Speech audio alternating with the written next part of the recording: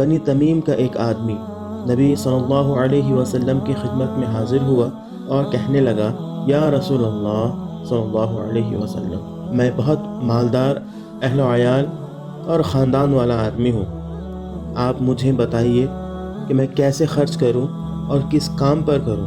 نبی صلی اللہ علیہ وسلم نے فرمایا، اپنے مال کی زکوٰۃ نکالا کرو کہ اس سے تمہارا مال پاکیزہ ہو جائے گا۔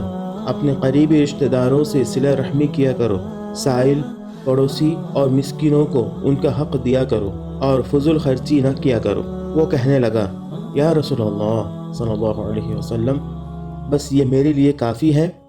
جب میں اپنے مال کی زکوٰۃ آپ کے قاصد کے حوالے کر دوں تو اللہ اور اس کے رسول کی نگاہوں میں بری ہو جاؤں گا؟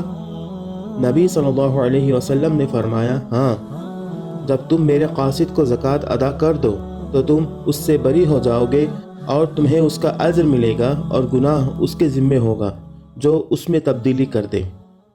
الحمدللہ رب العالمین والصلاة والسلام علی نبینا محمد خاتم الانبیاء و سید المرسلین وعلی آلہ وصحبہ اجمعین، اما بعد۔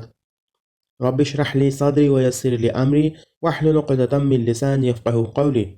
السلام علیکم ورحمۃ اللہ وبرکاتہ۔ میں محمد عامر سورہ بنی اسرائیل کی تفسیر کی سیریز لے کر حاضر ہو چکا ہوں۔ آج انشاءاللہ تعالی آیت نمبر 26 تا 28 کی تفسیر پڑھیں گے۔ تو تفسیر کی شروعات کرتے ہیں تلاوت قرآن پاک سے۔ اعوذ باللہ من الشیطان الرجیم، بسم اللہ الرحمن الرحیم۔ وآت ذا القربى حقه والمسكين وابن السبيل ولا تبذر تبذيرا إن المبذرين كانوا إخوان الشياطين وكان الشيطان لربه كفورا وإما تعرضن عنهم ابتغاء رحمة من ربك ترجوها فقل لهم قولا ميسورا۔ وآتی ذا القربى حقه والمسکین وابن السبیل ولا تبذر تبذیرا، اور رشتہ داروں اور محتاجوں اور مسافروں کو ان کا حق ادا کرو اور فضول خرچی سے مال نہ اڑاؤ۔ ان المبذرین کانوا اخوان الشیاطین، یقیناً فضول خرچی کرنے والے تو شیطان کے بھائی ہیں۔ وکان الشیطان لربہ کفورا، اور شیطان اپنے رب کا ناشکرا ہے۔ وَإِمَّا تُعْرِضَنَّ عَنْهُمُ ابْتِغَاءَ رَحْمَةٍ مِّن رَّبِّكَ تَرْجُوهَا، اگر ان سے یعنی حاجت مند رشتہ داروں، مسکینوں اور مسافروں سے تمہیں کترانا ہو اس بنا پر کہ ابھی تم اللہ کی اس رحمت کو جس کے تم امیدوار ہو تلاش کر رہے ہو، فَقُلْ لَهُمْ قَوْلًا مَيْسُورًا، تو انہیں نرمی سے جواب دے دو۔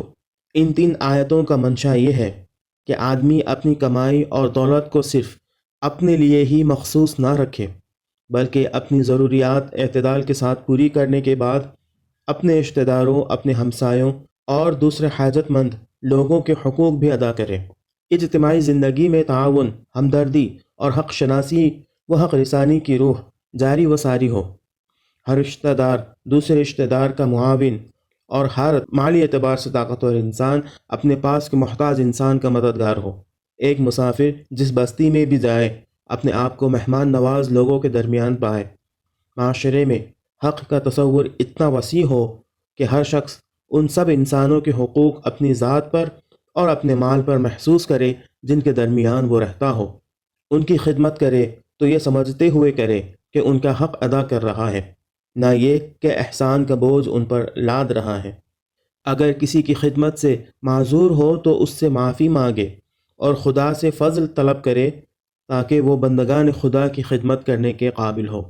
ان 3 آیتوں کی دفعات بھی صرف انفرادی اخلاق کی تعلیم ہی نہ تھیں، بلکہ آگے چل کر مدینہ طیبہ کے معاشرے اور ریاست میں انہی کی بنیاد پر زکوٰۃ اور نفلی صدقات کے احکام دیے گئے، وصیت اور وراثت اور وقف کے طریقے مقرر کیے گئے، یتیموں کے حقوق کی حفاظت کا انتظام کیا گیا، ہر بستی پر مسافر کا یہ حق قائم کیا گیا کہ کم از کم 3 دن تک اس کی ضیافت کی جائے، اس کی مہمان نوازی کی جائے، اور پھر اس کے ساتھ ساتھ معاشرے کا اخلاقی نظام عملاً ایسا بنایا گیا کہ کہ پورے اجتماعی ماحول میں فیاضی، ہمدردی اور مدد کی روح جاری و ساری ہو گئی، حتیٰ کہ لوگ آپ ہی آپ قانونی حقوق کے ماں سوا ان اخلاقی حقوق کو بھی سمجھنے اور ادا کرنے لگے جنہیں نہ قانون کے زور سے مانگا جا سکتا ہے نہ دلوایا جا سکتا ہے۔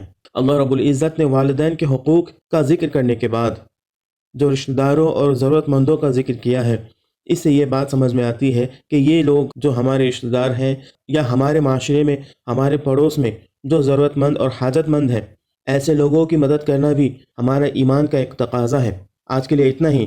اللہ تعالیٰ سے دعا ہے کہ اللہ تعالیٰ ہمیں بھی ان آیتوں کو سمجھنے اور ان پر عمل کرنے کی توفیق عطا فرمائے۔ آمین۔ وآخر دعوانا ان الحمد للہ رب العالمین۔ والسلام علیکم ورحمۃ اللہ وبرکاتہ۔